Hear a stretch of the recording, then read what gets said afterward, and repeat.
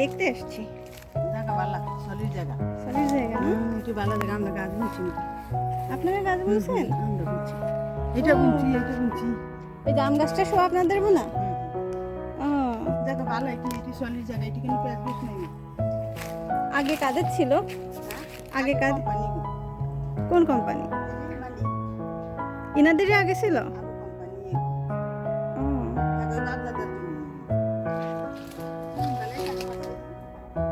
এটা আপনার বাসা?